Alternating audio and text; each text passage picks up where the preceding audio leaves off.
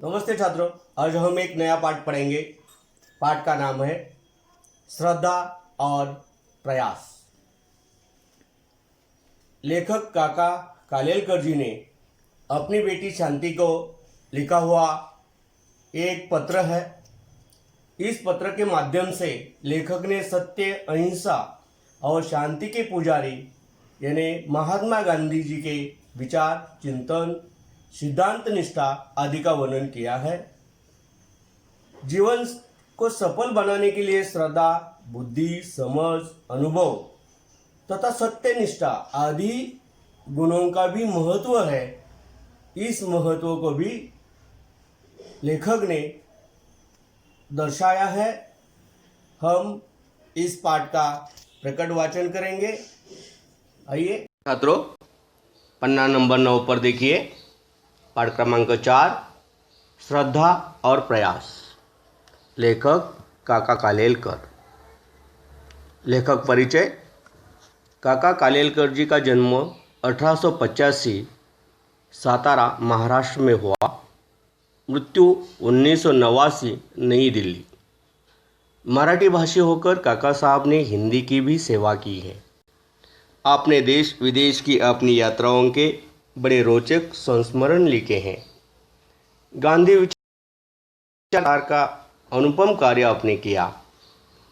1964 में भारत सरकार द्वारा आपको पद्म विभूषण की उपाधि से अलंकृत किया गया। काका कालेलकर जी ने लिखी हुई प्रमुख कृतियाँ: महात्मा गांधी का स्वदेशी धर्म, राष्ट्रीय शिक्षा का आदर्श हिंदी में, स्मरण यात्रा, लोकमाता मराठी में, हिमालयनो प्रवास, जीवनानो आनंद गुजराती में आदि। प्रस्तुत पत्र में काका कालेलकर जी ने महात्मा गांधी जी के विचार, चिंतन, सिद्धांत, निष्ठा आदि का वर्णन किया है। आपका मानना है कि श्रद्धा, बुद्धि, समझ, अनुभव, सत्य, निष्ठा आदि गुण ही जीवन को सफल बनाते हैं। लेखक काका कालेलकर जी ने अपनी बेटी शांति को लिखा हुआ ये पत्र हम पढ़ते हैं। चिरंजीव प्यारी पुत्री शांति, तारीख 21 दिसंबर 1967 का ये पत्र मेरा। इसमें भी अपना कोई विचार, अनुभव या निर्णय नहीं है। एक ही विषय का उल्लेख है, जो कुछ भी हम करें समझ बूझ कर करें। यह नसीहत अच्छी है। पूजनीय बापूजी भी कहते थे कि मनुष्य का जीवन कर्ममय तो होना चाहिए, किंतु साथ साथ विचार भी हो। बापूजी के जर्मन जू दोस्त कैलेनबैक बापूजी से कहते थे, आपके हर काम के पीछे स्पष्ट विचार, चिंतन और सिद्धांत निष्ठा होती ही है। क्षण क्षण ऐसी नित्य जागरूकता देखकर हम आश्चर्यचकित होते हैं।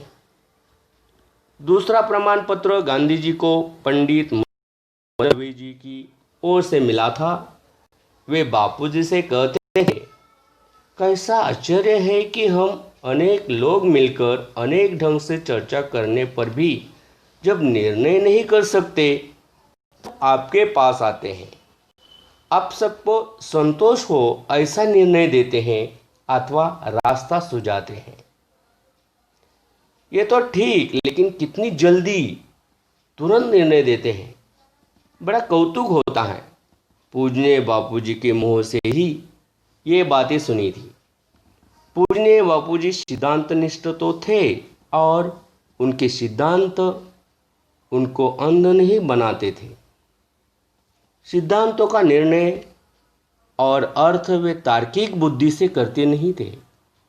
इसलिए मैं कहता था, गांधी जी कभी भी तर्कांध नहीं थे। तुम्हारे पत्र हमेशा प्रश्नार्थक ही होते हैं, लेकिन तुम्हारे प्रश्न सुंदर ढंग से रखे जाते हैं। प्रश्न के आसपास का वायुमंडल उपस्थित प्रश्न को सजीव किया जाता है। इसलिए प्रश्न की चर्चा करने में आनंद आता है और विचार विस्तार से लिखने की इच्छा भी होती है। श्रद्धा बुद्धि समझ अनुभव कल्पना अभ्युपगम आदि सब बातें अपनी अपनी दृष्टि से पेश करती हैं, किंतु जब हम जीवन दृष्टि को प्रधानता देते हैं तब इन सभी का आप ही आप सामंजस्य हो जाता है। जीवन ही एक ऐसा सर्वमंगलकारी तत्व है जिसमें सब शुभ दृष्टियों का अभयदान है। सामंजस्य और समन्वय ही जीवन का सच्चा व्याकरण है। उन्नत जीवन के लिए मनुष्य को बुद्धि की ही इसमें शक नहीं, लेकिन आगे जाने के लिए उसे पासपोर्ट तो बुद्धि से ही लेना चाहिए। बुद्धि ने जिस रास्ते को हीन गलत और त्याज्य बताया उस रास्ते को तो तुरंत छोड़ ही देना चाहिए। जब बुद्धि कहती है कि फलाने रास्ते जाने से लाभ है या हानि है, मैं जानती ही नहीं क्योंकि मेरी पहुंच उस दिशा में उस क्षेत्र में है नहीं, इसलिए मैं तुम्हें उस रास्ते को आजमाने की अनुमति देती हूँ, आशीर्वाद भी देती हूँ। मुझे वहाँ न ले चलो क्योंकि मेरी मदद वहाँ न होगी। तब हम गूढ़ क्षेत्र में प्रवेश करते हैं। वहाँ श्रद्धा ही मदद कर सकती है। शायद बात सही होगी, शायद कुछ मिलेगा, प्रयत्न निष्फल नहीं होगा। ऐसे भाव से प्रवृत्त होना श्रद्धा का रास्ता है। जब श्रेष्ठ लोग कहते हैं और मेरा मन भी उस ओर झुकता है, तब वो चीज जरूर सही होगी। ऐसा मानने की तरफ अनुकूल झुकाव, यही है सच्ची श्रद्धा का रास्ता। ज्ञान के कई क्षेत्र हैं जिनमें श्रद्धा की मदद के बिना यात्रा का आरंभ ही नहीं हो सकता, किंतु जो आदमी श्रद्धा को ले बैठता है और यात्रा का कष्ट नहीं करता, उसे क्या मिलने वाला है? श्रद्धा के बिना ज्ञान प्राप्ति नहीं होगा और केवल श्रद्धा से भी नहीं होगा। तो क्या चाहिए? चाहिए ज्ञान प्राप्ति के लिए प्रयत्न, प्रयोग और कसौटी करने की तत्परता। ये प्रयोग तत्परता से, सत्यपरायणता से वही कर सकेगा जो निर्भय और प्राणवान है। इसके लिए शैतेंद्रिय होना जरूरी है। श्रद्धावान लभते ज्ञानम तत्पराः शैतेंद्रिय। अब कहो, तर्क बुद्धि समझ श्रद्धा कल्पना अभ्युपगम, इनमें कोई विरोध है? मनुष्य के अनुभव और साक्षात्कार भी एकांगी हो सकते हैं और वचन सत्य होते हुए भी सत्य को पूर्ण रूप से व्यक्त करने में असमर्थ भी हो सकते हैं। इसलिए धर्म ग्रंथों का, ऋषि वचनों का और महावाक्यों का अर्थ समय समय पर व्यापक होता आया है। अंतिम सत्य अर्थात परम सत्य समझने में भी क्रम विकास पाया जाता है। जहाँ अति श्रद्धा है वहाँ गुरु के वचनों का व्यापक अर्थ करते भी शिष्य डरता है। कभी कभी गुरु लोग शिष्यों की ओर से अति श्रद्धा की ही अपेक्षा रखते हैं। ऐसे लोगों ने ही सिद्धांत चलाया है, श्रद्धा रखो तो बेड़ा पार है, उद्धार हो ही जाएगा। इसमें अलम बुद्धि अति है जो प्रगति के लिए मारक है।